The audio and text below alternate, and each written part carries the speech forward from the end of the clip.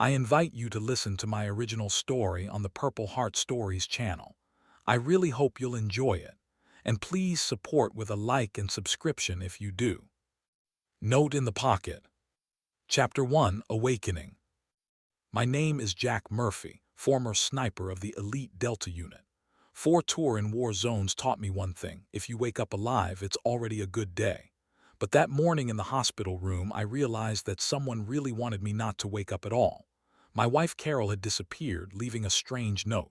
In the pocket of my bloody jacket, I found another one written in my own handwriting. "She's deceiving you." That's how my personal hell began, and this was only the first page. Pain came first, dull, pulsating, as if someone had driven a red-hot bayonet into my right temple and was methodically twisting it in time with my heartbeat. Then came the sounds, the annoying beeping of medical monitors, muffled voices behind the door, the rustle of hospital sheets under my fingers. I forced myself to open my eyes, and reality crashed down as a blurry picture of a sterile white ceiling.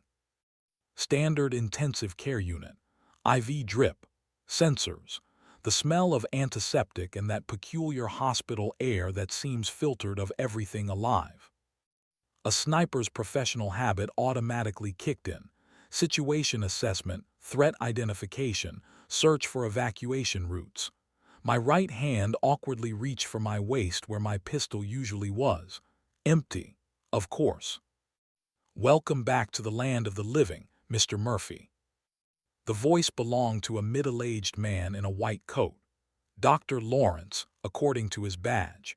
Tired face, a network of wrinkles around eyes that had seen too much suffering to maintain illusions. I immediately understood. He was one of those who tell the truth without embellishment. "What happened?" My voice sounded like sandpaper on rusty metal. "Car accident. Last night your car went off the road on Highway 36. You miraculously avoided a head-on collision with a truck." The doctor checked my pupils with a small flashlight. "Do you remember anything?" I tried to dive into the murky waters of memory, but instead of clear images, only fragments floated there. Dinner with Carol. When was that? 2 days ago. Then some phone conversation. After that, emptiness. No, the last thing I remember is dinner with my wife, the day before yesterday. Lawrence nodded, as if that's exactly what he expected. Retrograde amnesia, common with concussions. Memory might return in a few days or, he hesitated, some fragments may never come back. In your case, there's a complicating factor: traces of sleeping pills in your blood, a rather strong dose. Do you regularly take sleeping pills? No. Never. Never. That was the truth. The nightmares that haunted me after returning from my last deployment, I preferred to endure while conscious. Medications, too easy a way out. Besides, they dull your reflexes. And for someone who spent 10 years in an elite unit, dulled reflexes are an open door for death. "Well, that explains why you went off the road. Fell asleep at the wheel. Strange that you don't remember taking the pills." I didn't answer, but an internal alarm bell rang at full volume. Sleeping pills in my blood that I hadn't taken. An accident I couldn't remember. A memory gap spanning a day. This set of facts had a specific name in military terminology: ambush. The doctor continued his examination, telling me about my injuries: concussion, 2 broken ribs, multiple bruises and cuts from broken glass. Nothing fatal, but enough to put me out of commission for a couple of weeks. I answered in monosyllables, immersed in analyzing the situation. When Lawrence left, I noticed how a nurse in the corridor met his gaze and then looked in my direction with an expression I didn't like. Pity, mixed with something else. Knowledge. People with my experience become hypersensitive to such micro-expressions. They often mean the difference between life and death. Something wasn't right here, and I was going to find out what exactly. "Where are my things?" I asked the young nurse who came in to check the IV. "In the closet," she pointed to a small hospital cabinet by the wall.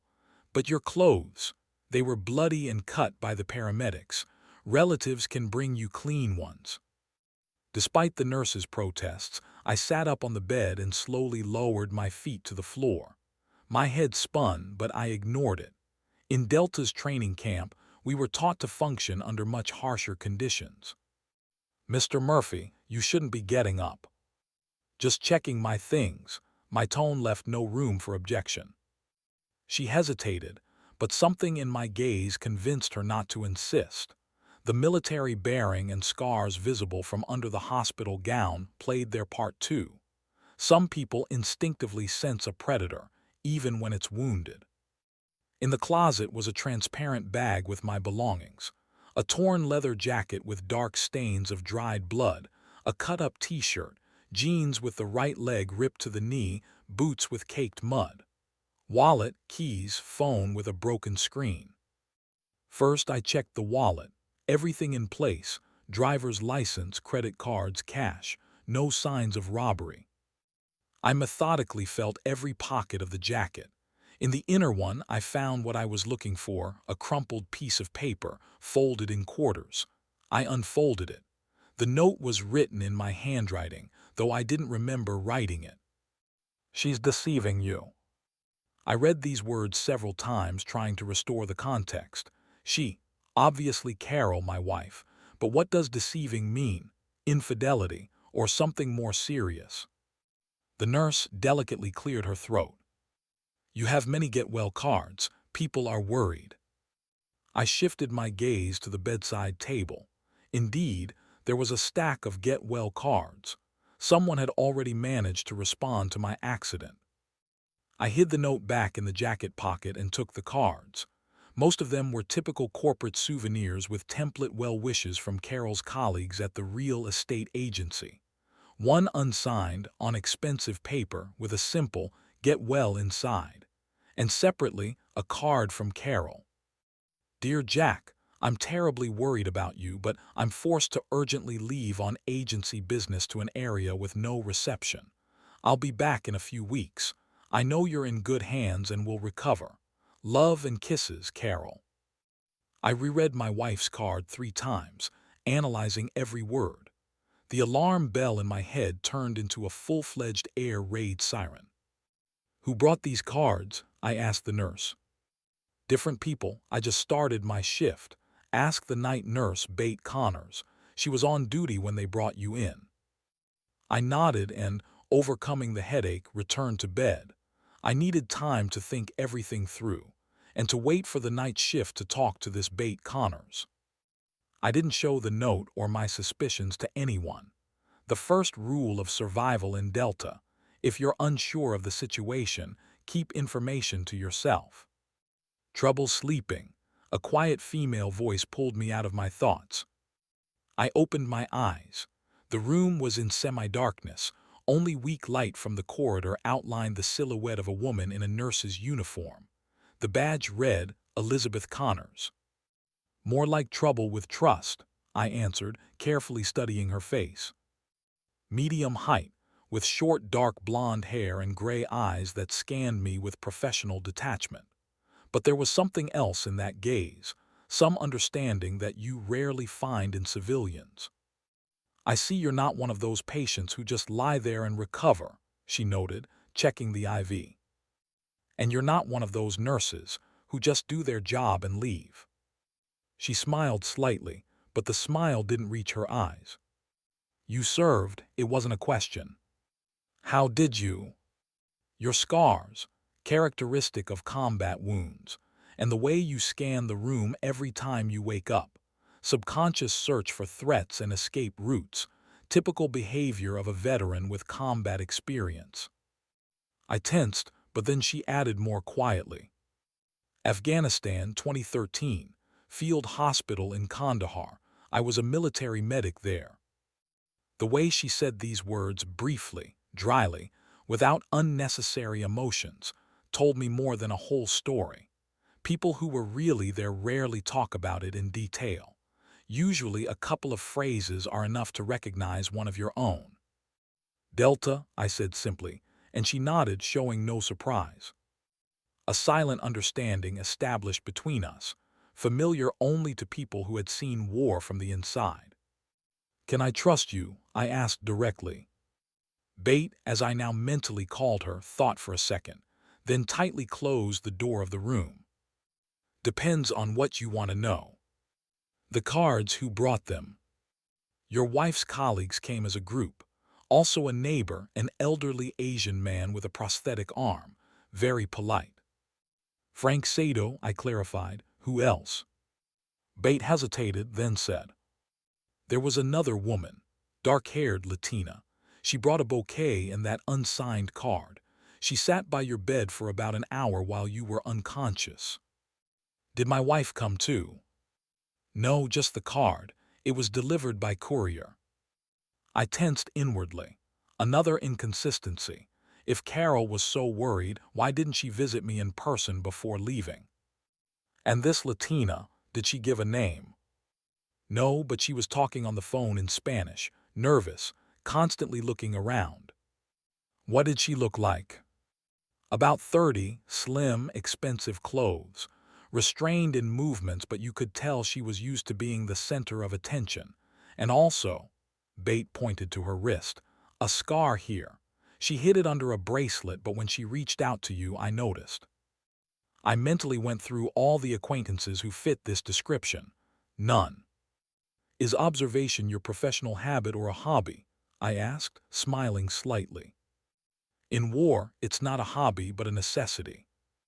Again a short phrase with deep subtext. I understood it without explanation. "Is there a way to check out of here earlier?"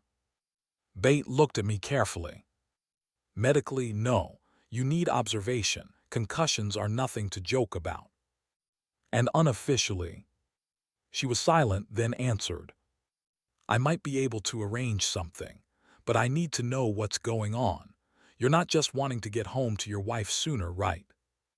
I weighed the options. Trusting was risky, but intuition suggested that Bate was an ally, not a threat. "I have reason to believe that my accident wasn't an accident." I didn't show her the note, but I told her about the sleeping pills I hadn't taken and the strange card from Carol. Bate listened without interrupting, then quietly said, "Surveillance cameras in the corridor. They might have captured something useful. Access is restricted, but—" "Can you get it?" "I know someone in security, but it will take time." "Which I may not have," I finished for her. "I'll try to expedite your discharge.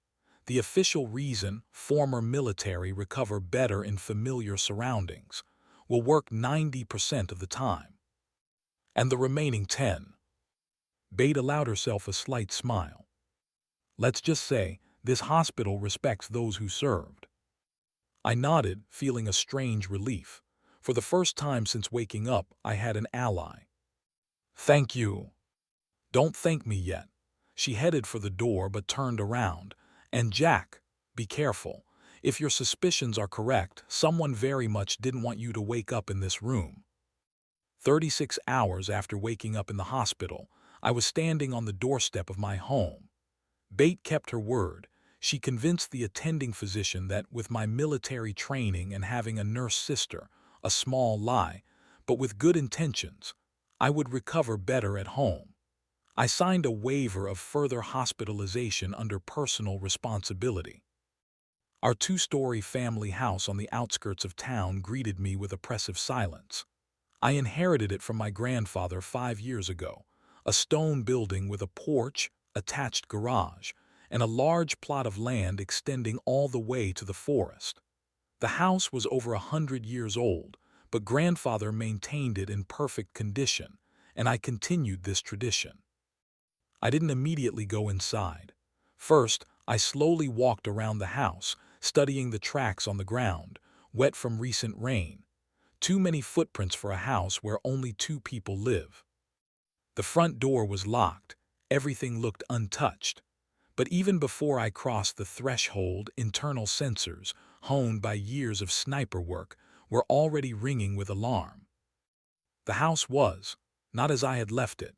Details, imperceptible to an ordinary person, screamed danger to me. The mat in the hallway was shifted half an inch to the left. The key holder hung at a different angle.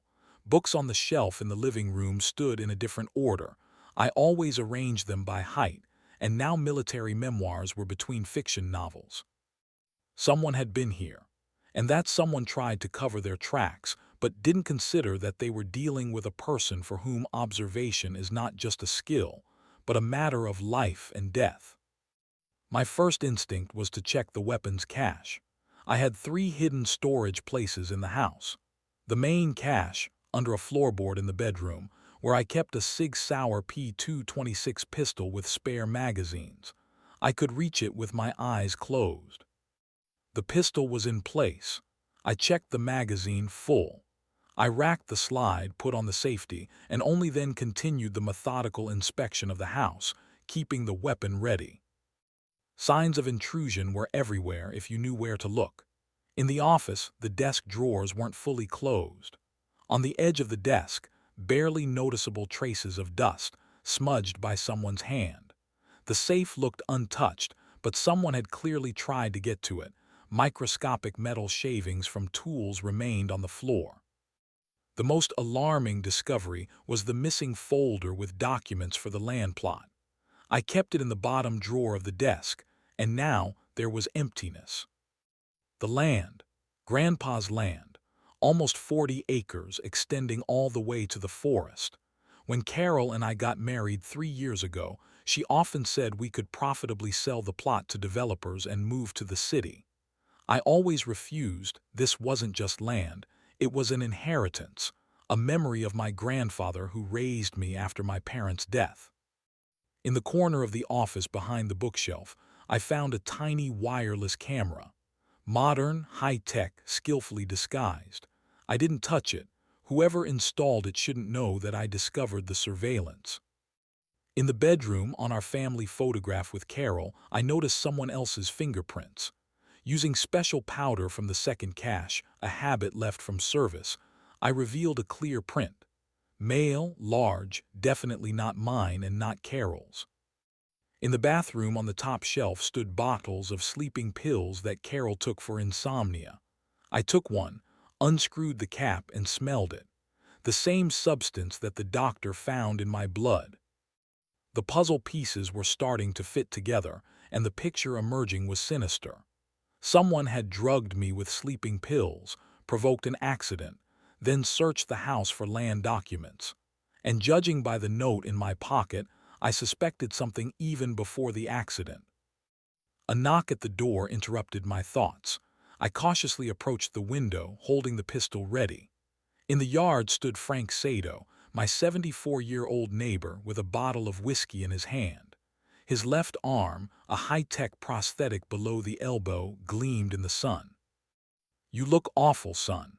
Frank Sato gave me the penetrating look of a military intelligence officer, which hadn't lost its sharpness over decades of civilian life. He entered the living room, handing me a bottle of Jack Daniels. Best medicine for recovery after a brush with death. I accepted the bottle but set it aside. I needed a clear head. "How did you know I was back?" Frank grinned, showing perfect dental prosthetics. "An old scout never loses his edge. Besides," he nodded to the window, "I have an excellent view of your driveway." He sank into an armchair with grace surprising for a man his age. I knew his story. Sergeant in a reconnaissance unit in Vietnam, then work in a private detective agency, security consultant. Retired after his wife's death, but, as he said himself, the brain didn't retire along with the body. "Something strange is happening around your house, Jack, and it didn't start yesterday." I sat across from him, looking attentively at the old man. Frank was one of the few people I trusted unconditionally. Military brotherhood doesn't rust. "Tell me." He took out his phone and showed me a photo of a black Cadillac parked at my house. "Took it 3 days ago, around 8 in the evening. Richard Wayne's car. Know him. Major developer, builds shopping centers and residential complexes. Met him at Carol's charity events." "That's the one," Frank nodded. "Typical business shark with aristocratic pretensions. Tried to buy my house 2 years ago. Offered ridiculous money, and when I refused, suddenly the tax authority became interested in my pension. Coincidence, sure." He swiped his finger across the phone screen, showing the next photo, a blurred silhouette of a woman in an expensive dress, hurrying through my backyard. And this the next morning, dark-haired Latina, not your wife, that's for sure. The same woman who came to the hospital. The coincidence seemed unlikely. "Why were you watching my house at all?" I asked, already guessing the answer. "Old Scout habit," Frank shrugged. "When you left on assignment 3 days ago, strange activity began around the house. Unfamiliar cars, people in suits photographing the house and property." "I didn't go on any assignment." Frank froze, his eyes narrowing. "Your wife told all the neighbors that you left for 3 days to meet with former comrades." "Another lie. I wasn't anywhere. I just didn't remember the last day before the accident." Frank pulled a small device from his pocket, similar to a key fob. "After Vietnam, I don't fully trust anyone anymore. Installed surveillance cameras around the perimeter of my property. Some of them also capture part of your territory." He pressed a button and a video appeared on the screen. A black Cadillac at my house, part of the license plate, 2 men getting out of the car. One tall in an expensive suit with gray at the temples, the other in a sheriff's uniform. "Richard Wayne," commented Frank, "and with him Sheriff Dan Hollister, old friends from the same country club." The video switched to another camera. Backyard, dark-haired woman quickly walking to the garden gate, looking around. "This was an hour before your accident," said Frank. "And then the cops come and report that you're in the hospital after a car accident." He looked at me with a heavy gaze. "I fought and investigated for several decades. You know what I see? Preparation. I don't like it, Jack." "Neither do I." I decided to trust him completely and told him about the note, the sleeping pills, and the missing documents. Frank listened without interrupting, his face growing increasingly grim. "Looks like a classic scheme, son. Poison, stage an accident, remove unnecessary witnesses. Saw it in Vietnam when they needed to remove an inconvenient person without too much noise." "But why?" I asked, though I was already guessing. "Land. Your plot borders the territory where Wayne plans to build a new entertainment complex. Heard talks in the city council. If these lands are combined, the project value will skyrocket." Frank finished his whiskey and put the glass on the table. "The problem is that your grandfather put restrictions on selling the land in his will. Can't sell the plot for commercial development within 50 years after his death. That stands across many throats." "How did you know about the will?" "Your grandfather was my friend. We discussed many things." I rubbed my temple where pain was pulsing. The surprises continued. "There's something bigger here than just an attempt to buy the land. Someone arranged my accident, searched the house, stole documents. And if I believe the note I wrote to myself, my wife is somehow involved in this." Frank put his hand on my shoulder. "Never trust anyone completely, son, especially those who sleep in your bed. The most deadly poisons are served in beautiful glasses." Our conversation was interrupted by the doorbell. We both started, and I instinctively put my hand on the grip of the pistol behind my belt. "Jack," Rachel threw her arms around my neck as soon as I opened the door. "Thank God you're okay." My younger sister, a 22-year-old computer science student, stood on the threshold with a backpack over her shoulders and a worried look. Her chestnut hair was gathered in a messy ponytail. Behind glasses with a blue filter were brown eyes, reddened from lack of sleep. "Rachel, why aren't you on campus?"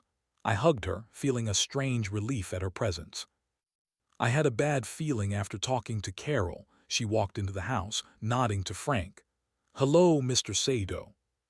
"Hi, Smarty," the old man smiled. "I'll go leave you alone. Jack, you know where to find me." When the door closed behind Frank, Rachel dropped her backpack and looked at me with alarm. What the hell is going on? Your wife calls me, says something about an urgent business trip to an area with no reception, and asks me to look after the house. Then I find out you're in the hospital after an accident. I call there. They tell me you've already checked out. I come here, find you with a gun behind your belt and a paranoid Vietnam veteran. I sighed. Long story, sis, and I don't know all the details myself. We went to the kitchen, where I made coffee. Rachel never knew how to wait. She had already taken her laptop out of her backpack and opened it on the table. Look, she turned the screen, showing Carol's social media page. Your wife is supposedly showing real estate to clients in Portland. Photos posted this morning. I looked at the photo. Carol in a business suit near a luxurious mansion, smiling at the camera. Then another shot, she's in a restaurant with some people. And what's wrong? Rachel rolled her eyes. Brother, I specialize in computer graphics and pattern recognition. These photos are edited. Look, she zoomed in on the image, pointing out details. See these pixels, classic Photoshop artifact. And here the light falls incorrectly. These photos weren't taken today, but at least a year ago and edited to look fresh. I looked at the screen, feeling the puzzle pieces falling into place. Why were you checking her social media anyway? Rachel looked away. I never trusted her, Jack. From the very beginning, something about her seemed insincere. Sorry, I know you love her, but, she sighed, I've been secretly monitoring her online activity for the past few months. I silently looked at my sister, processing the information. Rachel had always been perceptive as a child. She was the first to notice adults' lies, the first to solve riddles. Her intuition rarely failed her.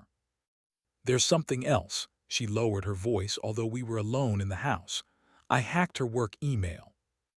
Rachel, that's illegal.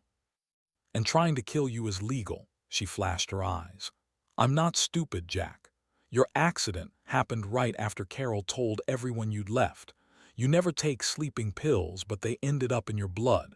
And now these fake photos showing she's in another city when she's clearly here. What is that if not an attempt to create an alibi? She was right, and we both knew it. What's in her email? Just skimmed through so far. But there are strange letters from a lawyer named Michael Grant about some inheritance case and force majeure. And she corresponds directly with Wayne, bypassing work channels. I wanted to ask her for more details, but my phone buzzed in my pocket. Message from an unknown number. Meet at my workshop. Urgent, Doc. Tom Doc Wilson, my friend and former military medic, now owning an auto repair shop. One of the few connections to my past life that I maintained. We need to go, I said, standing up.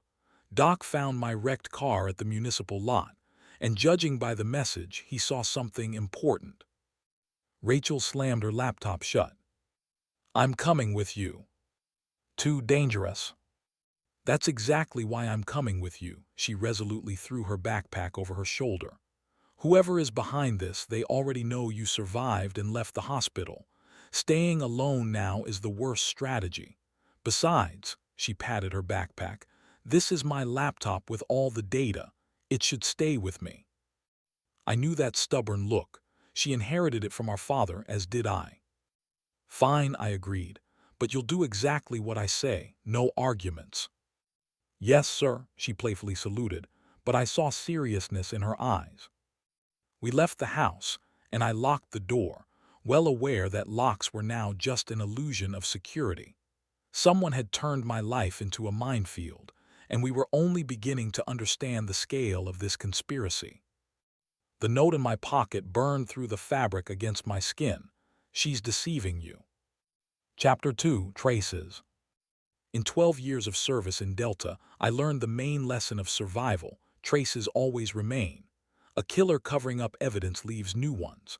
A lie hiding the truth creates inconsistencies. My wrecked car, now being examined by Doc, my old comrade in arms, told a story far more sinister than an accident. Someone was carefully constructing my death. Now I was going to deconstruct their plan screw by screw, lie by lie. And then, be it my wife Carol, developer Wayne, or someone else, I was going to pay them back, with interest. Beautiful work, Doc whistled, lying on his back under my mangled Toyota. His large body barely fit in the space between the concrete floor and the twisted bottom of the car. So professional that most experts would miss it. The broad-shouldered African-American with a shaved head and thick beard rolled out from under the car. Tom "Doc" Wilson, former medic of our unit, now ran an auto repair shop in the city's industrial zone. His hands, covered with scars from a grenade he once caught to save 3 wounded men, were stained with engine oil. We were at the municipal impound lot for confiscated vehicles. Cars after serious accidents were brought here for examination. Doc had connections here. The police department employed many veterans whom he repaired cars for free. What kind of work exactly do you mean? I squatted beside him, trying to see what caught his attention. See these microscopic marks here? He pointed to barely visible scratches on the brake line. This isn't a rupture from impact. This is a deliberate incision made with a very thin blade. Brake fluid leaked gradually. At high speeds, the brakes became increasingly less effective, but you wouldn't notice during normal city driving. Rachel, standing nearby, took several photos on her phone. Typical method, continued Doc, used when you need to stage a fatal accident. The system fails at a critical moment. The car at speed doesn't make a turn or crashes into an obstacle. Official conclusion: driver lost control. But experts should notice such damage, Rachel frowned. Doc snorted. They should, if they understand mechanics better than average, if they haven't received orders from above not to dig too deep, if the accident is investigated at all and not written off as another inattentive driver. I was silent, analyzing the information. So it really wasn't an accident but a planned assassination attempt. To the sleeping pills in my blood was added a sabotaged brake system. There's something else. Doc opened the glove compartment of my car and extracted an empty package of Ambien sleeping pills. I found this when examining the interior. According to the date on the label, the package was prescribed to Carol Murphy a month ago. I took the empty box in my hands. These were exactly the pills Carol took for insomnia. The explanation for the drug in my blood was becoming increasingly obvious, and this obviousness was corroding my soul like acid. And lastly, Doc handed me a small object held between his thumb and forefinger, found under the driver's rubber mat. A platinum cufflink with elegantly engraved initials, R.W. Richard Wayne. Too convenient, I remarked. Professionals don't leave such obvious clues. Unless it's a setup within a setup, Doc shrugged. Or someone was in a hurry and made a mistake. Happens even to the best. Rachel photographed the cufflink and sent it to someone from her phone. Sent it to a friend in the FBI, she explained in response to my questioning look.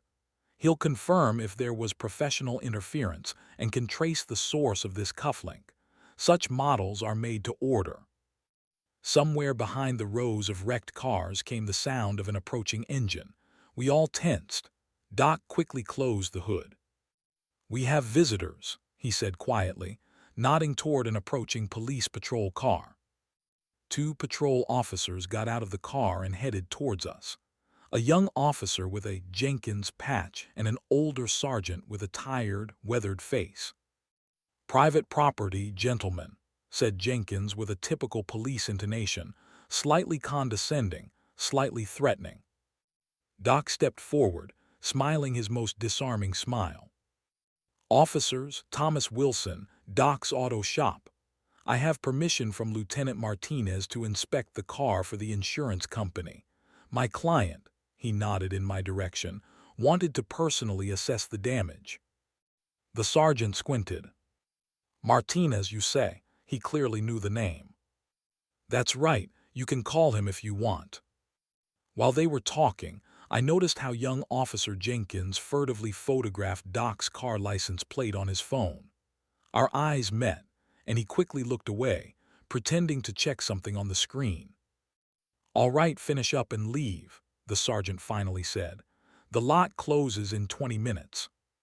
When the patrol car drove away, Doc turned to me. "We should go. Jenkins is new, but I know him. He does errands for Hollister." "The sheriff," clarified Rachel. "The very one," nodded Doc. "And Hollister and Wayne are old friends, socialize as families, if information about our visit reaches them." We quickly got into Doc's pickup and left the lot. In the rearview mirror, I could see the patrol car slowly following us at a distance. "We've got a tail," I calmly stated. Doc grinned. "Don't worry, I know this city like my scars." He turned onto a side street, then again, maneuvering through the industrial zone labyrinth. After 10 minutes, we were confident we had lost the tail. "Let's go to my shop," said Doc. "There's a basement with secure network access, and weapons if needed." I nodded, sharing his concerns. The situation was becoming more dangerous with each new detail we discovered. Doc's auto shop basement resembled both an operating room and a bunker. The sterile cleanliness of surgical instruments coexisted with a gun cabinet and surveillance system monitors. In the Army, Tom earned the nickname Doc, not only for his medical skills, but also for his ability to fix anything, from the human body to a broken transmitter under enemy fire. "Welcome to my humble refuge," he gestured around the spacious room. "Wi-Fi protected, anonymous network access through 3 different servers. You could hack the Pentagon, no one would trace it." Rachel appraisingly surveyed the equipment, then nodded and took out her laptop. "Impressive, you're a paranoid but the right kind." "In our world, they call those who see a bit further than others paranoid," Doc philosophically remarked, setting up additional monitors for Rachel. While they were busy with the technology, I inspected the basement. High-class medical equipment, clearly not from a home goods store. Surgical table, life support systems, a cabinet with drugs that couldn't be bought without a prescription. "Preparing for the apocalypse or moonlighting in underground surgery?"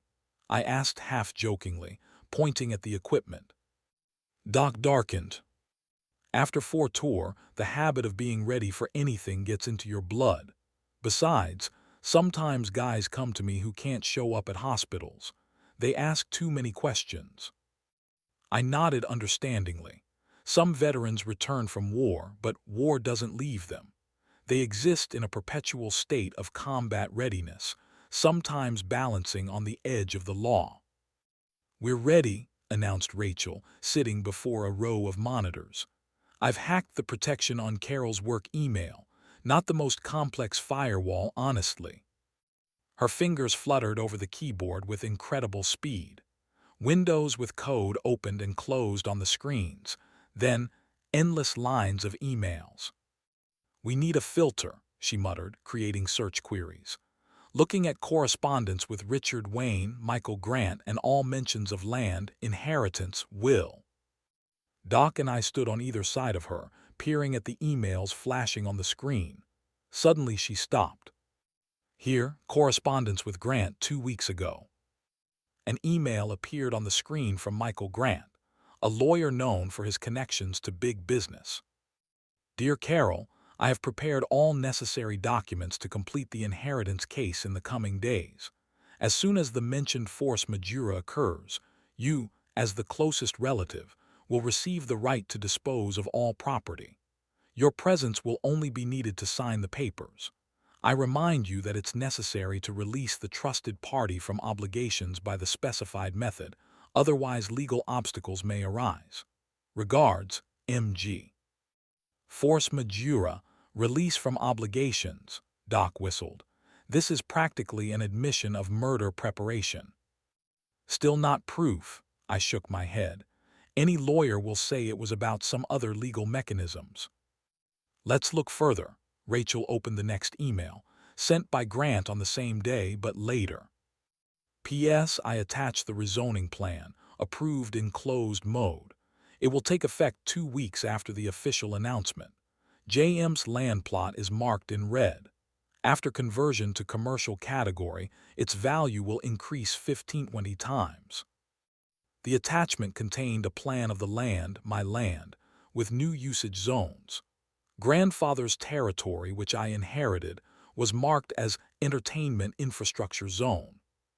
15 to 20 times, Rachel quickly calculated mentally. That's several $1 million at minimum. More like tens of millions, Doc grimly clarified. Your grandfather's land is ideally located for commercial development. The only thing stopping developers, special conditions in the will prohibiting sale for commercial objects. Rachel continued searching and found another email, this time from Richard Wayne personally. It was marked as deleted, but her program restored it from cache. See, follow the plan. Prepare insurance documents and get rid of the main obstacle before the city council meeting on Friday. You have only 2 days. After rezoning and receiving the inheritance, we'll close the deal immediately. Your share, 20% of the final amount. R.W. I looked at the screen, feeling cold fury rising inside me. Main obstacle, that's me. My own wife was planning my murder for money. She married me 3 years ago. Was it all just part of a long-term plan? Now everything falls into place, I said quietly. Car accident with fatal outcome. Official cause: fell asleep at the wheel due to sleeping pills. No suspicions, ordinary traffic accident. Carol gets the inheritance as a widow, and then, according to some fake document prepared by Grant, the land is transferred for commercial development. And Richard Wayne gets the land at a favorable price before rezoning, added Doc. Classic scheme of enrichment through insider information. Rachel suddenly straightened. Wait, if they were planning your death and you survived, now they're in a dangerous position, especially after we found evidence of their conspiracy. I understood what she was getting at. They'll try again, and possibly now include you in the target list as next in the line of inheritance. Doc frowned. We need to act quickly. I have connections. We can arrange a safe hideout for you outside the state. I shook my head. No, running isn't the solution. They'll just find another way, another time. We need irrefutable evidence that we can deliver to the feds, bypassing local police. My phone vibrated, a new message from an unfamiliar number. Jack, it's Marco. We need to talk, urgent. At Harry's in an hour, back table. Marco Turner, another former comrade, now worked for a private security company serving the offices of high-ranking city officials. We have a meeting, I said, showing the message to Doc and Rachel. Marco might have something important. The bar at Harry's was the perfect place for secret meetings, noisy, smoky, with several exits and no surveillance cameras. It gathered workers from nearby factories, truckers, and lonely men looking for ways to pass an evening over a glass of whiskey. No one asked questions. No one remembered faces. Doc and I left Rachel in the car, in case we needed to leave quickly. She armed herself with a laptop and connected to surveillance cameras on the street to monitor the situation. Marco Turner was waiting for us at a far table, hidden from the main hall by a massive wooden partition. A medium-height Latino with a military haircut and a scar through his right eyebrow. He always wore sunglasses, even indoors, hiding the effects of concussion. Jack, he stood and firmly shook my hand. Glad to see you alive. When I heard about the accident. It wasn't an accident, I interrupted, sitting across from him. I know, he nodded. That's why I called you. I have something interesting. Marco worked for the security company Shield, serving the mayor's office and other administrative buildings in the city. His main specialization, installation and maintenance of surveillance systems. After your call, I checked the recordings from the mayor's office cameras for the past week. Marco spoke quietly, barely moving his lips, a skill acquired during service in electronic intelligence. Look. He placed a phone on the table with an open photo. In it, Carol in a business suit was entering the mayor's office accompanied by Richard Wayne. The time on the image, 22:17, date yesterday. Officially, the mayor's office closes at 6 in the evening, Marco explained. But some employees stay late, mainly top management. Second image, Carol, Wayne, and a man in an expensive suit whom I didn't know in the mayor's office. They were leaning over some documents on the table. That's Michael Grant, Marco explained. Famous lawyer for land issues, works only with major clients. The third image was the most interesting.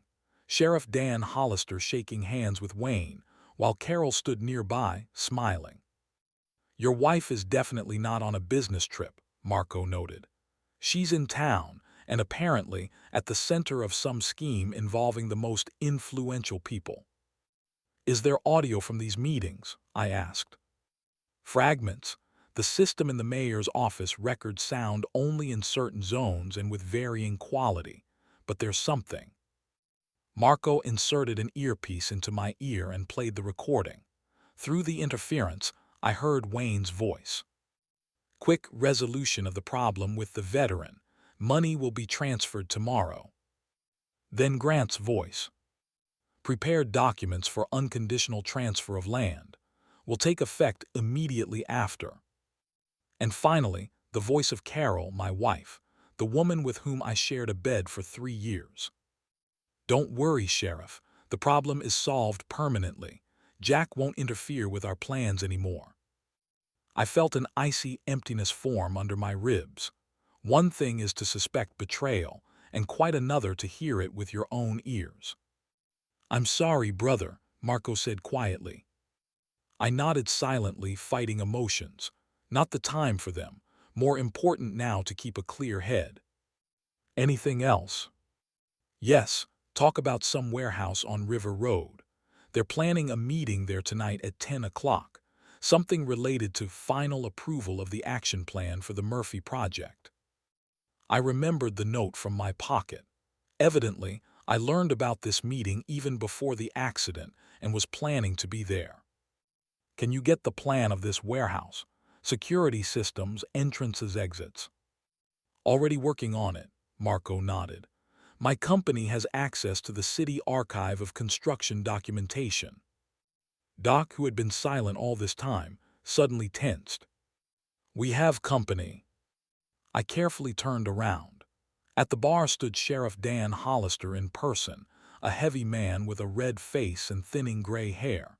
He was slowly sipping whiskey, but his cold gaze was directed straight at our table. We've been noticed, I said quietly. Time to leave. We unhurriedly stood up, paid, and headed for the exit.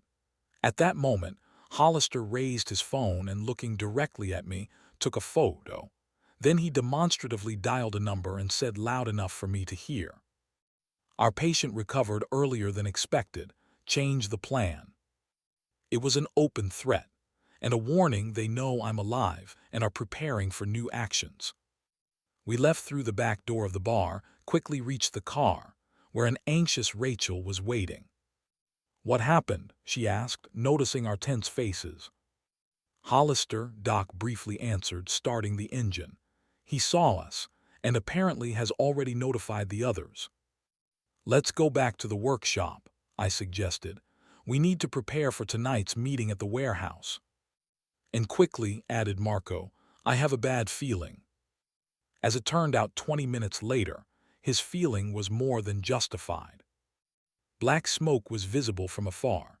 We turned the corner and I saw what used to be Doc's auto shop.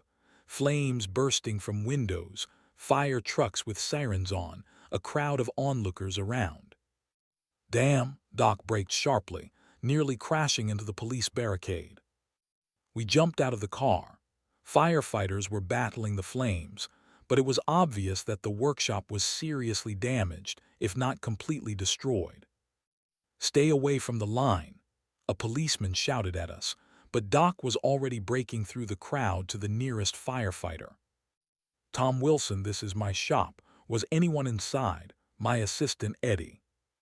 Found one person unconscious at the back door, the firefighter replied. Took him to Memorial Hospital. He'll live. Doc exhaled with relief. Eddie must have gone to check the shop after my call. What happened? I asked a second firefighter, showing an old military police ID I kept in my wallet. Not exactly a legal move, but it usually worked. Preliminarily, arson, he replied, taking me for an authority figure. Classic scheme. Several ignition points blocked emergency exits. Someone really wanted this place to burn to the ground. I nodded, scanning the crowd of onlookers. In such situations, perpetrators often return to the scene to enjoy the results of their work. But I didn't notice anyone suspicious. Marco discreetly approached me. Look at the roof of the neighboring building, he said quietly. Sniper. I carefully glanced where he was pointing. On the roof of a 5-story building nearby, there indeed was a silhouette with something resembling a rifle with an optical sight. Is Rachel still in the car? I asked tensely. Yes, I told her not to show herself. Good, I'll distract attention. You take her and Doc. Meet at the backup point. The backup point was a contingency meeting place in emergency situations that we agreed on in advance.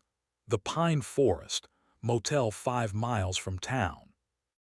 I headed toward the firefighters, loudly demanding information and waving my arms, creating as much noise as possible. From the corner of my eye, I saw Marco and Doc beginning to retreat to the car. At that moment, several things happened at once. A black SUV without identification marks arrived at the fire scene. Sheriff Hollister got out of it. He immediately noticed me, and his eyes widened in surprise, then narrowed in a calculating squint. Simultaneously, the sniper on the roof changed position, apparently intercepting a more convenient angle. I realized we were in danger. There was no time for subtle maneuvers. Fire, I suddenly shouted, pointing at Hollister's car. Flames under the car. The crowd of onlookers immediately surged away from the SUV, creating confusion and chaos, which I used to disappear. Making my way to our car by circuitous routes, I heard Hollister calling for backup on the radio. Fortunately, Marco, Doc, and Rachel were already ready to leave. Sniper in position, I reported, jumping into the car, and Hollister is here. Second exit, Doc nodded, pointing to a narrow passage between buildings. We abruptly took off, escaping pursuit. Marco continuously looked through the rear window. Clear for now, but they'll surely announce a search. Change cars, I decided, and immediately. 2 blocks from the fire, Doc turned into an alley behind a supermarket, where employees usually parked.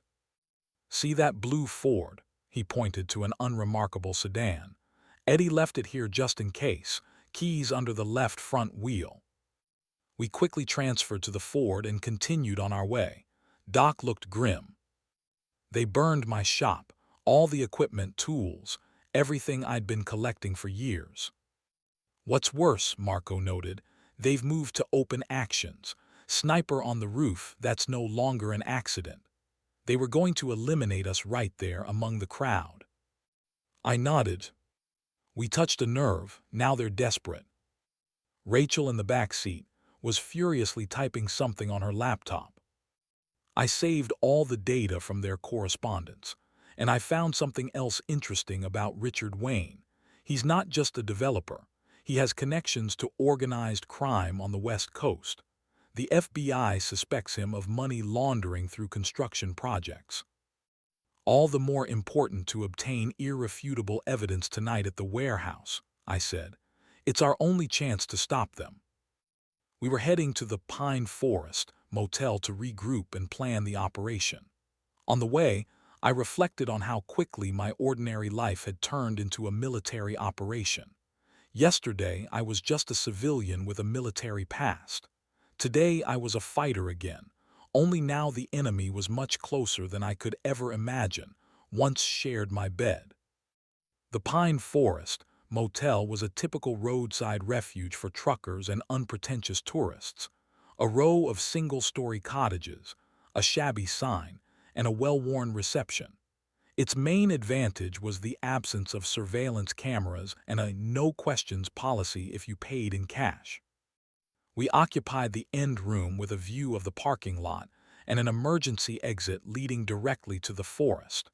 The perfect place for those who want to remain unnoticed. No contact with Frank, Marco reported, checking his phone. Not answering calls or messages. That's bad, I frowned. Frank is too noticeable with his prosthetic if they decided he poses a threat. I'll call my people, have them check his house. Marco nodded and moved to the window. Doc spread a map of the city and surroundings on the table. The warehouse on River Road is here. He pointed to an industrial area by the river. Abandoned building of a former sawmill. Last 5 years used as a warehouse for Wayne's construction materials. I studied the map, evaluating approaches, possible retreat routes, observation points. Military training had again become the dominant mode of my thinking. We need complete information on the facility's security systems, I said. Cameras, motion sensors, number of guards. I'm working on it, Marco nodded. Our company doesn't service this facility, but I can access city databases. Rachel raised her head from the laptop. I've hacked Carol's phone. GPS shows she's at Wayne's office now. Judging by her route over the past few days, she regularly visits this warehouse. Suddenly there was a knock at the door. We all froze. Marco silently drew a pistol. Doc stood by the wall, ready to attack anyone who entered. I gestured for Rachel to hide in the bathroom. "Who's there?" I asked, keeping my hand on the pistol grip. "Woman with a bouquet," answered a quiet female voice with a slight Spanish accent. LV, woman with a bouquet. That's exactly how the message Bate received at the hospital was signed. I cautiously opened the door, keeping the chain on. Behind it stood an elegant dark-haired woman with piercing brown eyes and a scar on her wrist that she tried to hide with a wide bracelet. Lena Vasquez, I guessed, remembering Bates' description. "May I come in, Mr. Murphy?" she asked, looking over her shoulder. "I think I'm being followed." I unhooked the chain and let her in, first checking if there was anyone else outside. Lena Vasquez carried herself with dignity despite obvious tension. Dressed in a simple but expensive suit, she looked like a businesswoman who accidentally ended up in a cheap motel. In her eyes, I could read pain and long-standing rage. "How did you know where to find us?" asked Marco, still not putting away his weapon. "I have my sources," she responded evasively. "In this city, little remains secret if you know where to listen." "You came to see me in the hospital," I said. "Why?" Lena sat on the edge of the bed, carefully placing her purse beside her. "I wanted to make sure you would survive, and warn you, though as I see, you've managed perfectly well without me." "Warn about what?" I insisted. "About your wife and her lover, Richard Wayne." She pronounced this name with distinct disgust. "They were planning your death, and apparently haven't abandoned these plans." Rachel came out of the bathroom. "You're Wayne's former lover?" she asked directly. Lena raised her eyebrows in surprise. "You're well informed." "My brother nearly died. I gathered all possible data on those who might be interested in that." Lena nodded. "Yes, I was with Richard 3 years ago. He promised much career, future, even a ring. And then your wife appeared," she turned to me, "and suddenly I became a toxic asset. I was thrown away like a used tissue. And when I tried to stand up to him, Richard used his connections to destroy my career as a dancer and actress. I ended up blacklisted in all decent theaters and studios." "And now you want revenge," I concluded. "I want justice." Lena's slender fingers clenched into a fist. "And I'm ready to help you get evidence." She opened her purse and took out a key ring. "For the warehouse on River Road. Back entrance, used only by Wayne and trusted individuals. I was once one of them. I took the keys, examining them. Why should we trust you? Because we have a common enemy, and because I can give you what you don't have access inside. She handed me a flash drive. Here's the warehouse plan, access codes, and guard schedule. I've been watching them for months, collecting information. The advantages of a former lover who's considered too stupid to remember details. Marco and I exchanged glances. Her help could be crucial, but trusting completely was dangerous. What do you want in return? Doc asked, voicing our common thoughts. Lena raised her eyes to him, with icy determination frozen in them. I want to see his face when he loses everything, just as he saw mine. I want to be there when his empire built on lies and others' lives collapses. In this woman was a dangerous mix of passion and calculation. I understood she could be both a valuable ally and an unpredictable risk factor. Tonight at 22:00, there's a meeting at the warehouse, she said. Everyone will be there. Wayne, your wife, Sheriff Hollister, and Lawyer Grant. They're going to approve the final action plan after your, she paused, failed accident. How do you know this? I asked. I planted a bug in Wayne's office, she answered simply. And in his bedroom. He tells a lot after intimacy, especially to new lovers he wants to impress. Her frankness was disarming, but I still wasn't sure of her motives.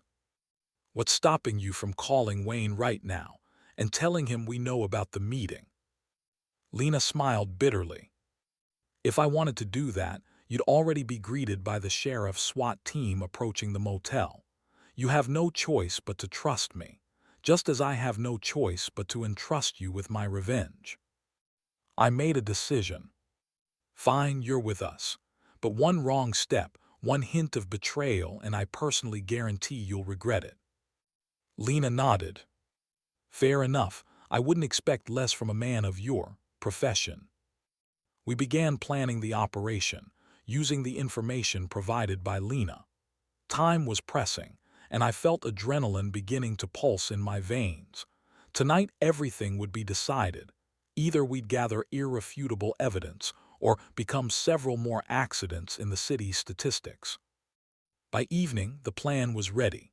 We divided roles.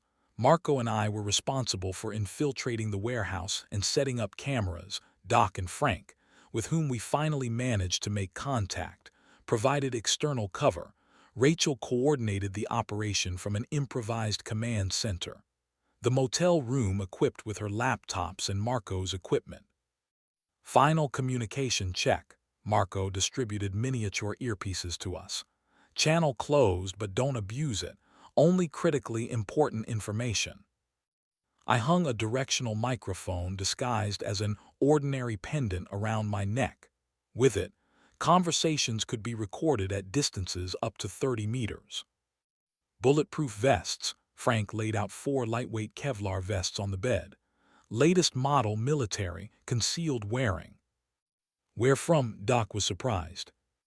Old connections, Frank shrugged, and don't ask more.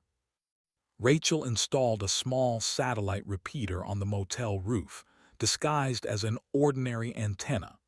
Now we had reliable communication and the ability to transmit data directly to secure servers. I've hacked the warehouse security system, she reported, returning to the room.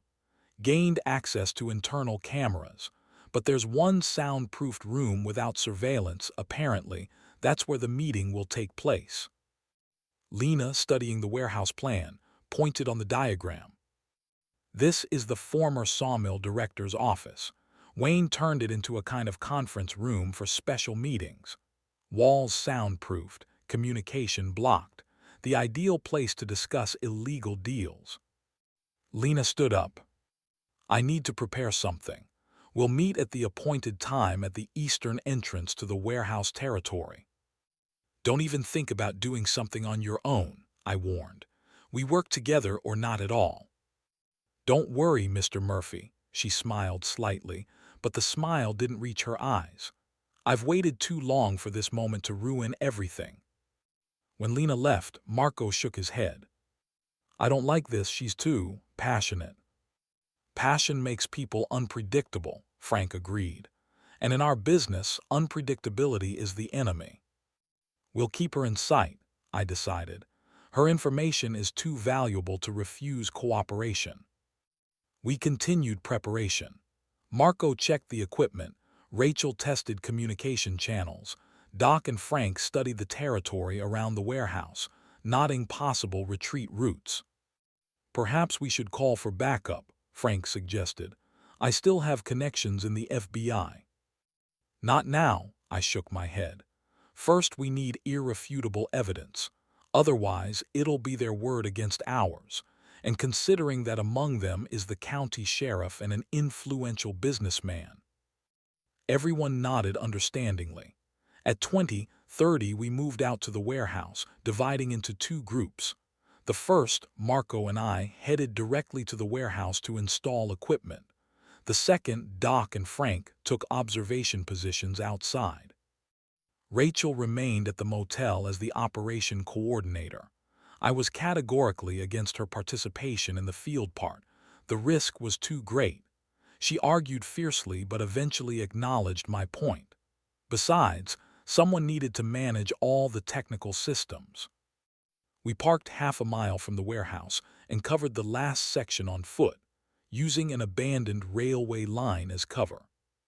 The warehouse on River Road was a massive brick structure from the beginning of the last century, partially reconstructed for modern needs.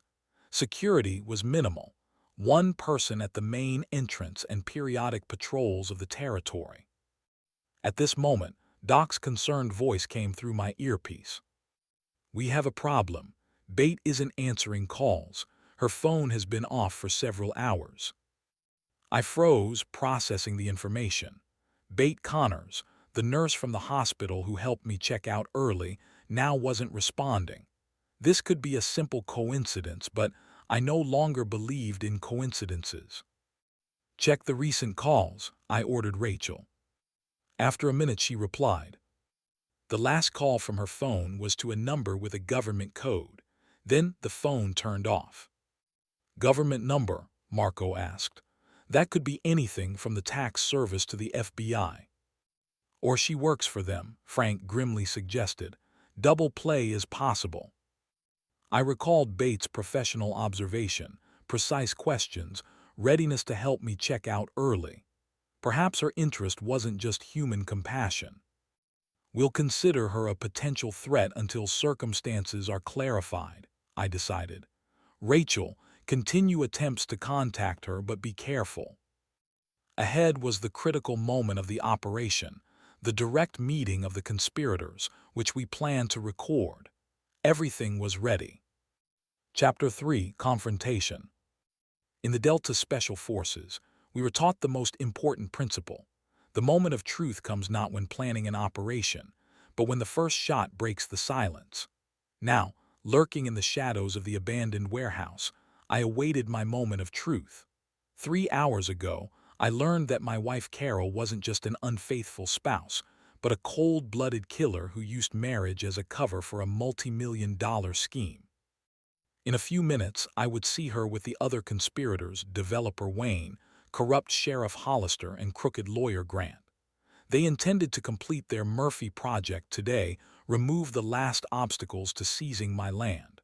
But I had my own plan for them, and my weapon now was far deadlier than bullets, the irrefutable truth. The moon hid behind clouds, covering the warehouse on River Road with a veil of darkness, perfect for our operation.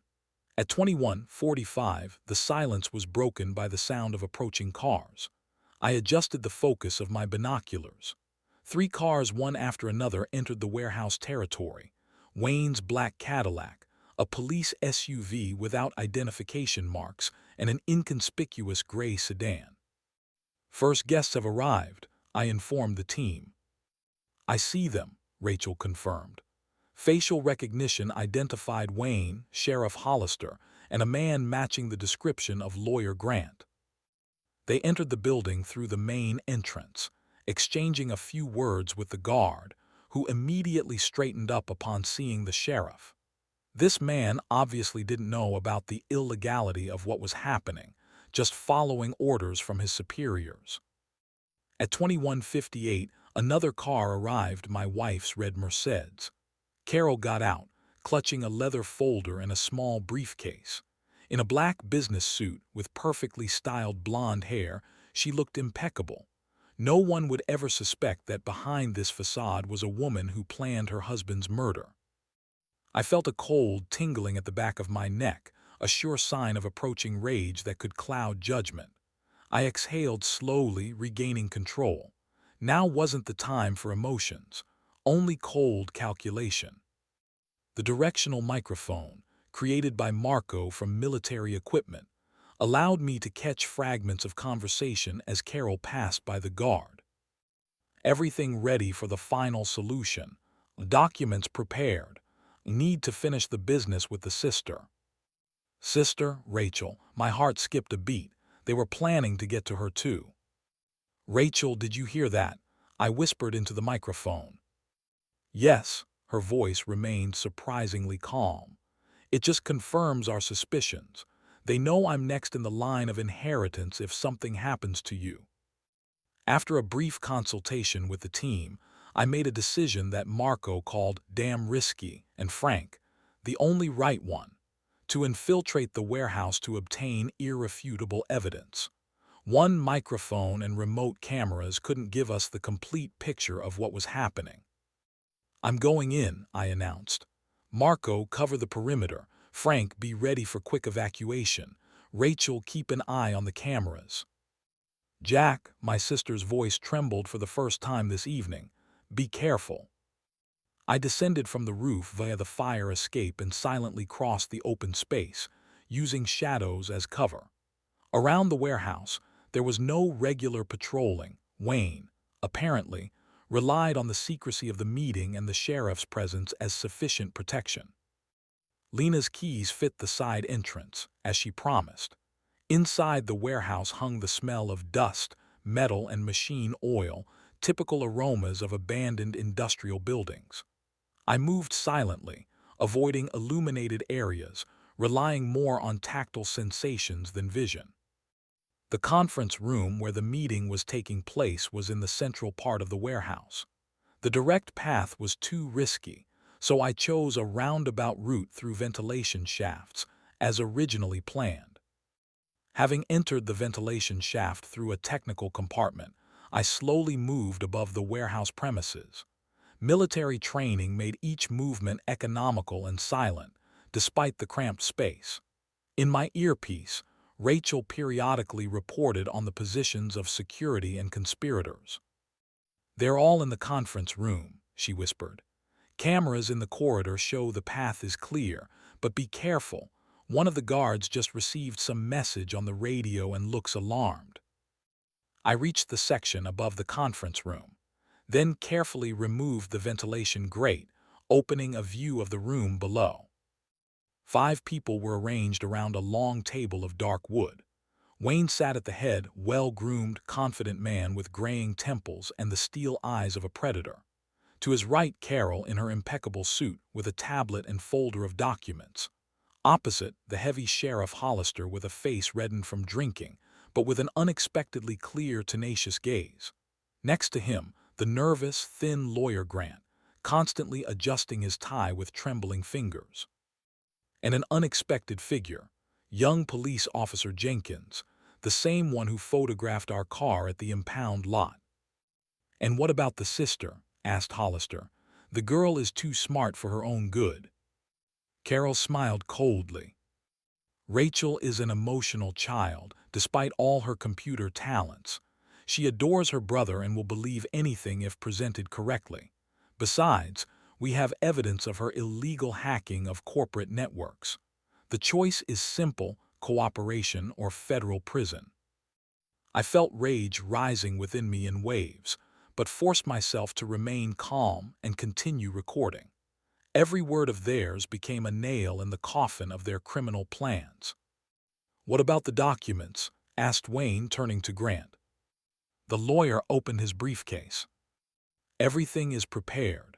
Medical certificate of incapacity, temporary custody for the spouse, preliminary agreement on transferring land rights to the city administration for public use.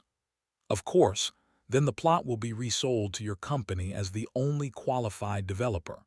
Classic scheme, practically impossible to challenge if all parties cooperate. And they will cooperate. Sheriff Hollister slapped his palm on the table. I personally guarantee that. Wayne nodded with satisfaction and turned to Carol. Excellent work, dear. You exceeded my expectations. Carol smiled, and in this smile was nothing of the woman I thought was my wife. It wasn't difficult. Jack is so immersed in his military memories and complexes that he couldn't see beyond his own nose. Good, honest guy, she smirked. Those are always the easiest targets. How is he in bed? Hollister asked with a vulgar grin. Was it worth it for the millions? Sheriff, Wayne sharply cut him off. Let's maintain professionalism. But Carol just laughed, coldly and calculatingly. Let's just say his talents lie in other areas. Fortunately, I had a more qualified partner for satisfying certain needs. She meaningfully looked at Wayne. So today we sign all the documents. Wayne brought the conversation back to business. Tomorrow we start implementing the second phase. Carol officially reports strange behavior of her husband, demands medical examination. With the help of our friends in the medical community, we get the needed conclusion. Then temporary custody, transfer of land rights, approval of the new general plan, and done deal. And what about Murphy? Asked Jenkins, entering the conversation for the first time. He's a former military special forces. It won't be so easy to put him in a mental institution. He won't live to see court, Hollister mercilessly cut off. Unsuccessful arrest, armed resistance, common case for a veteran with PTSD. They talked about my murder so casually, as if discussing a weather forecast. I clenched my fists so tight that my nails dug into my palms, drawing blood. All these people knew me. Carol shared my bed. Hollister shook my hand at charity events, and now they were coldly planning my death for money. At this moment, something happened that none of us expected. Events took an uncontrollable turn, forever changing our fates. The conference room doors burst open with a crash. On the threshold stood Lena Vasquez, holding a pistol. Her eyes burned with fury, fingers on the trigger noticeably trembling. "Hello, Richard," she said with dangerous calm. "Sorry for being late. My invitation must have been lost." In the room, a second of silence reigned, and then chaos began. Sheriff Hollister instinctively reached for his holster, but froze when Lena aimed the pistol directly at his face. "Don't even think about it," she hissed. "I'd gladly start with you."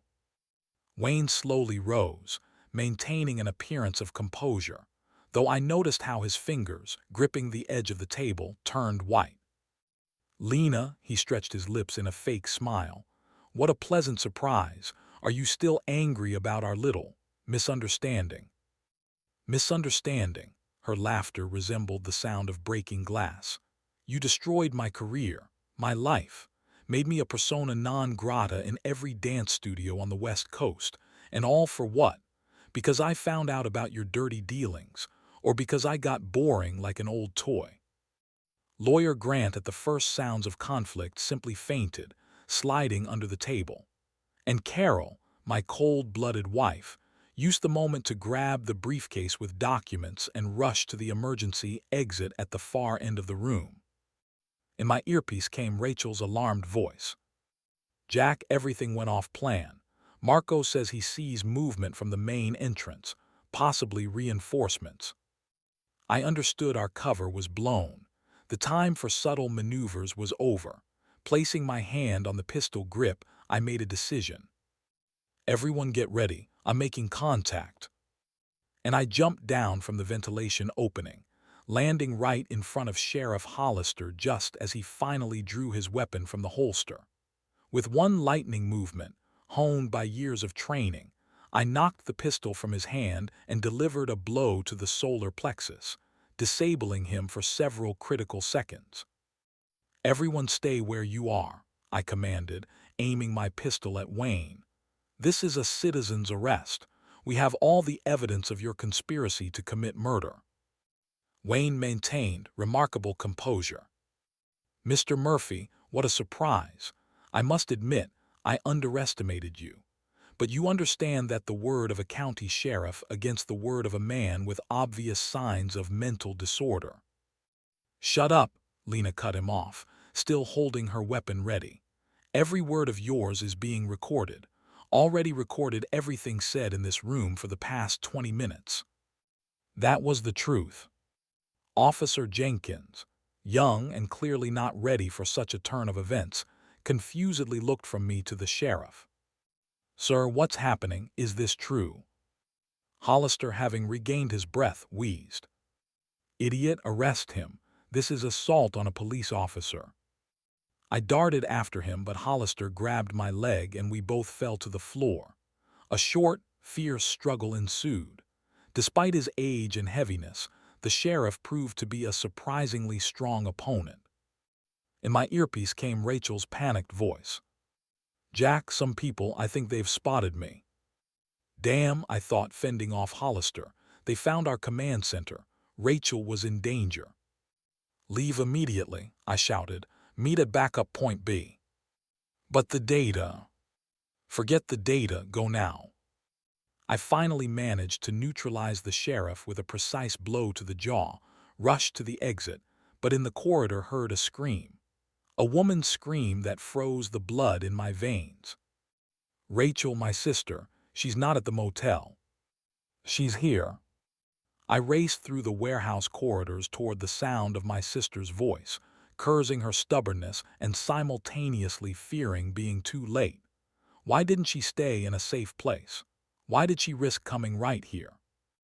At the far end of the warehouse, where containers with equipment were stored, I saw them.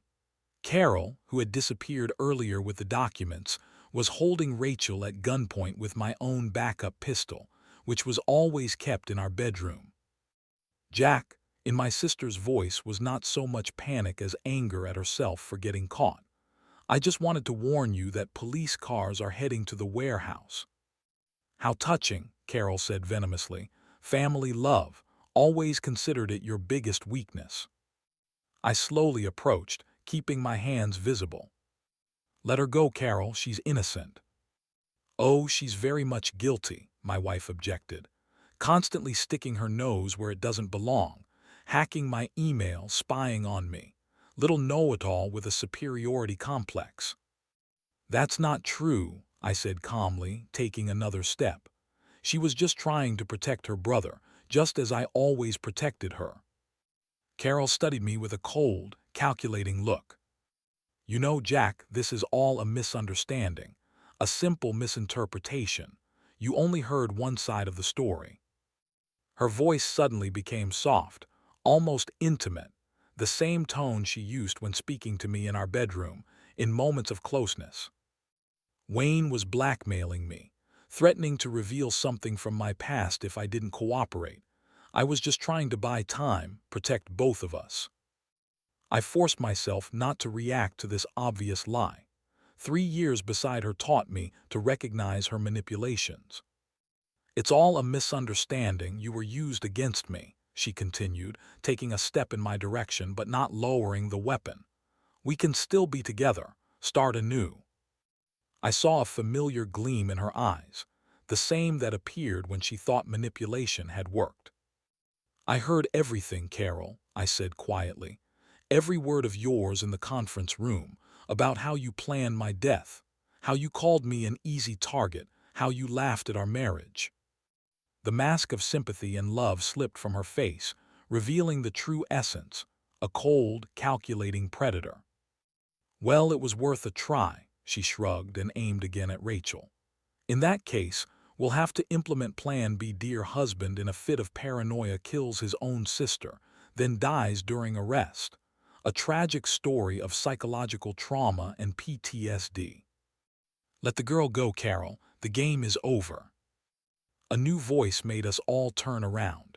In the doorway stood Bate Connors, the nurse from the hospital, but now she was holding a gun and a police badge.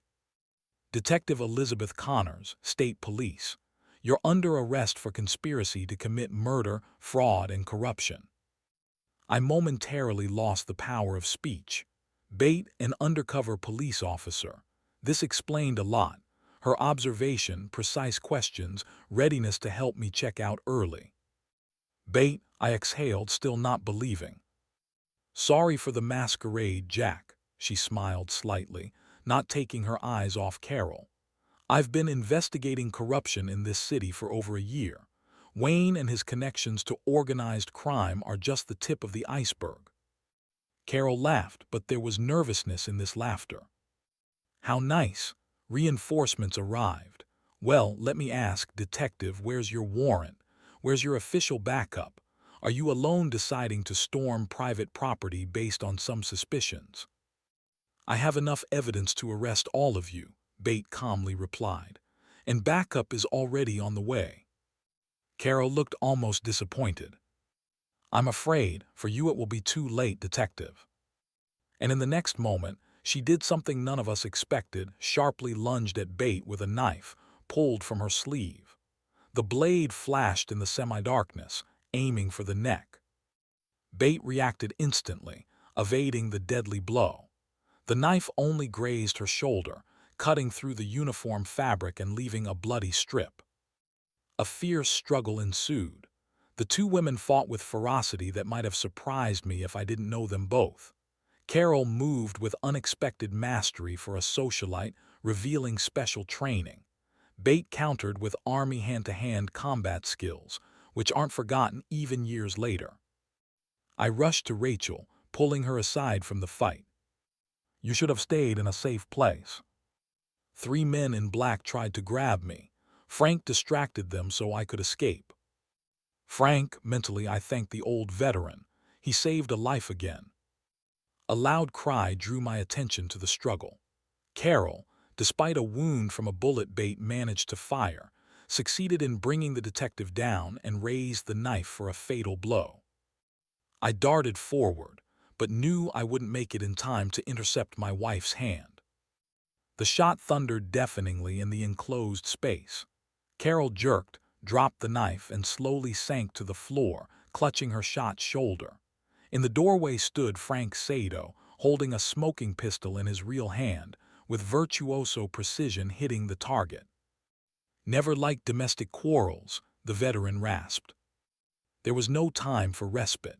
The cries and noise of the struggle echoed through the warehouse, attracting attention from others.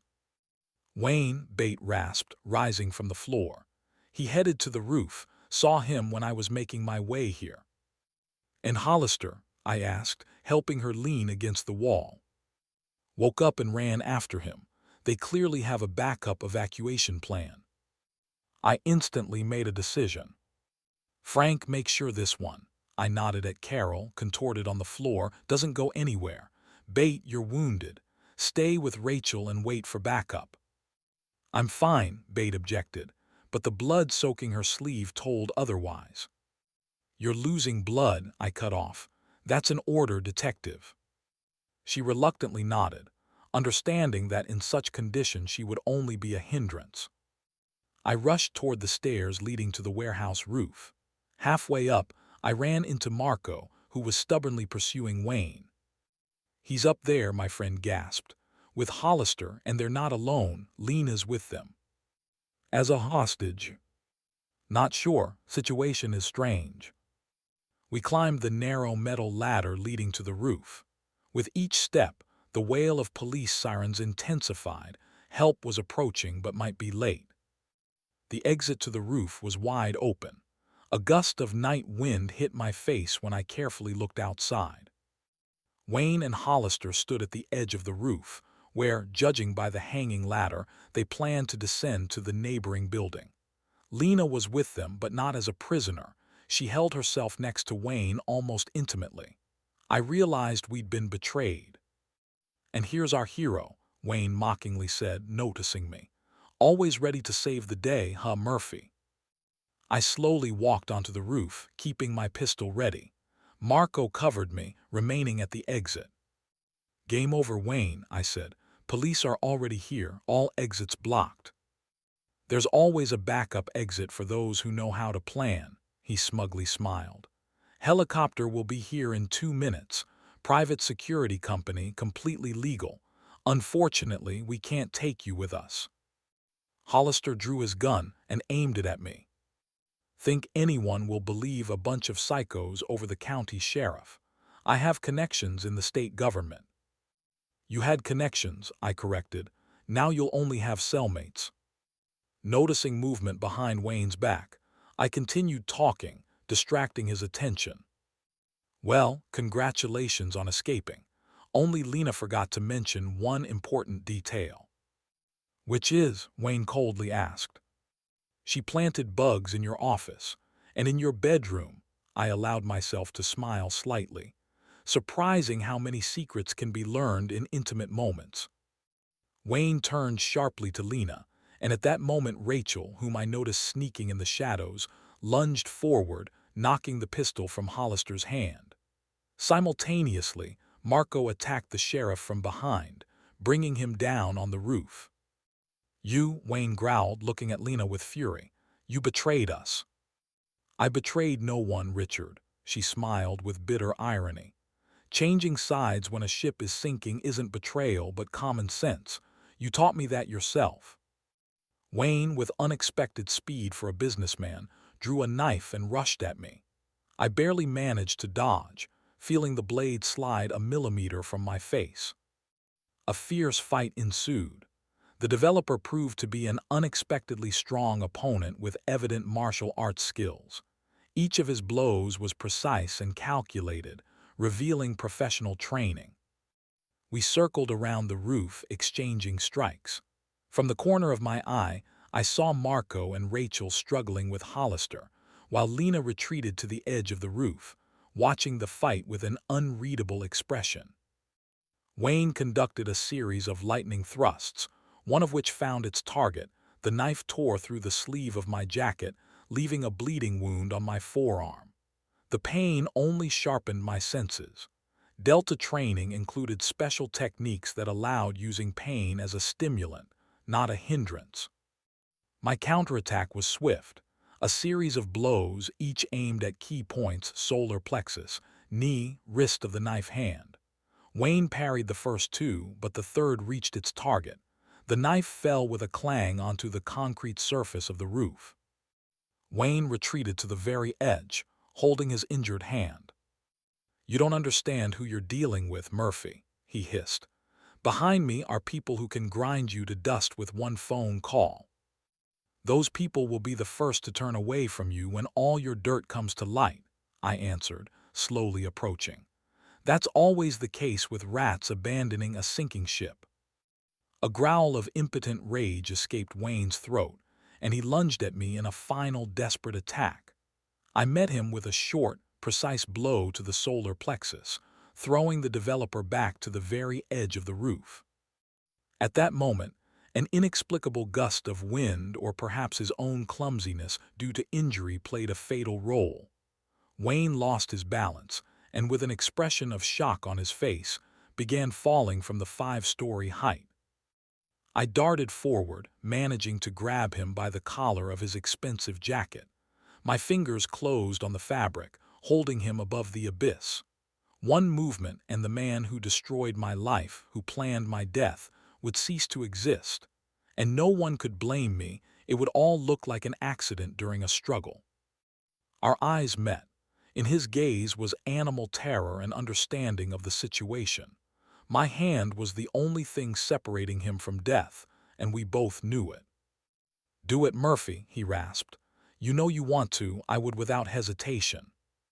I looked into the eyes of the man who nearly destroyed everything I loved, who bought my wife, ruined my life, threatened my sister, and I made a decision that determined not his fate but my own.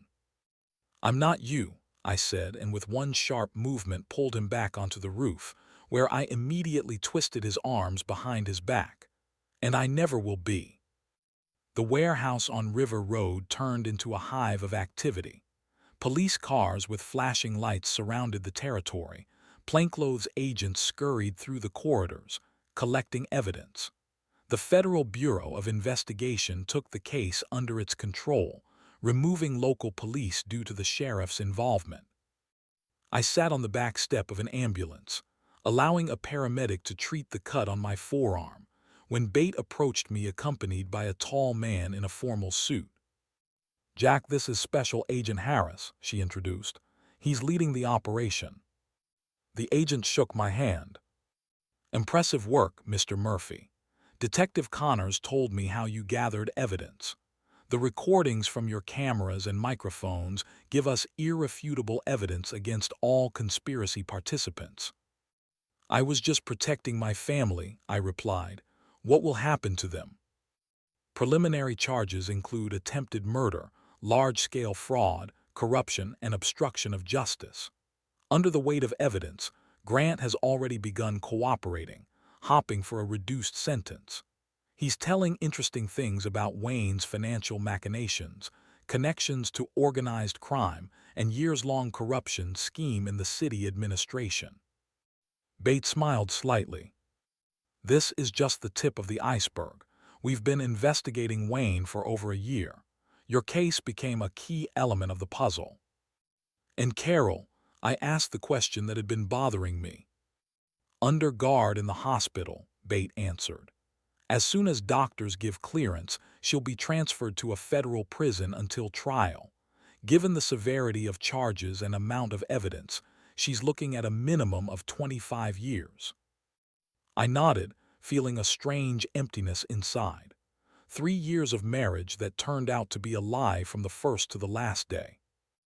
Rachel came and sat beside me, leaning against my shoulder as she did in childhood. "Are you okay?" "I will be," I answered, hugging my sister, "as soon as all this settles down." Marco and Frank were finishing giving statements to FBI agents. Doc, who arrived right after the operation ended, was helping paramedics with the wounded. Suddenly, Rachel nudged me with her elbow. "Look!" 2 agents were leading Carol to a police van. Despite the handcuffs and bandage on her shoulder, she carried herself with icy dignity, as if heading to a social reception rather than a federal prison. Noticing me, she stopped. "May I speak with my husband?" she asked the escorting agents. They looked at me. I nodded and stood, approaching her. "Well, Jack," her voice sounded almost tender, "looks like you won. Congratulations." "This isn't a game, Carol." "For you, no," she smiled, that fake smile which I now had learned so well to recognize. "But don't 3 years together mean anything? I know you still love me, even after everything." I looked at the woman I thought was my wife, trying to see anything genuine in her. But I saw only a perfectly calibrated mask, behind which was emptiness. Frank discreetly approached from behind and silently handed me his tablet. On the screen was a video recording Carol and Wayne in a car, judging by the date, the day before my accident. "Everything ready?" Wayne asked. "Absolutely. Sleeping pills in his whiskey breaks cut. By morning you'll be kissing a widow, not a lover," Carol laughed. "And you don't feel sorry 3 years after all?" "Jack," she snorted. "It's like putting down an old dog, sad but necessary." I showed the screen to Carol. Her face didn't change for a second, only in her eyes flashed annoyance at losing. "Sometimes truth is the best medicine for illusions," Frank said quietly, taking back the tablet. "Come on, son, nothing more to do here." "See you in court," I said to Carol and turned to leave. "You'll regret this, Jack." Her voice lost control for the first time, revealing her true nature. "No one wins against me and lives to tell about it." I didn't turn around, leaving her threats unanswered. Some battles are won simply by walking away. Lena Vasquez, surprisingly avoiding arrest thanks to cooperation with the FBI, as it turned out. She had been passing information about Wayne to them for several months, approached me. "Not the revenge I wanted," she admitted. "But perhaps this is even better. He'll lose everything: money, connections, freedom. For a man like Wayne, that's worse than death." Real justice isn't what we do in anger, I replied, but what withstands the test of time. She thoughtfully nodded. Wise words. Well, goodbye, Mr. Murphy. I hope you find peace after all this. 6 months later, I stood in the middle of Doc's restored workshop, helping install new equipment. The trials of Carroll, Wayne, Hollister, and Grant had concluded with convictions. The corruption connections uncovered during the investigation led to a massive cleanup in the city administration and police department. Rachel, inspired by the events, transferred to law school. Too many people can't defend themselves, she explained her decision. I want to help those like we were 6 months ago, people facing the system. Frank Sato, living across the road, became practically a family member. We often dined together, and his stories from Vietnam turned out to be unexpectedly resonant with my own experience. Marco expanded his security company, receiving a contract to modernize security systems of city institutions. The new administration made security a priority. And Bate visited us often, initially under the pretext of completing the investigation, then just because. Between us arose that mutual understanding which is only possible between people who have gone through fire and preserved humanity. "What are you thinking about?" asked Bate, entering the room with 2 cups of coffee. "About inheritance," I answered, showing her a photograph. "And about how, as strange as it sounds, I'm grateful for everything that happened." Grateful, she was surprised. For betrayal, for attempted murder. For truth, I took her hand. However painful it might be, for freeing me from illusions, and for a new beginning. Bate understandingly squeezed my hand. Something new was emerging between us, a deep feeling based not on deception, but on mutual respect and understanding. Sometimes you need to lose everything to find what truly matters. And sometimes answers are found not in mysterious notes, but in our own heart.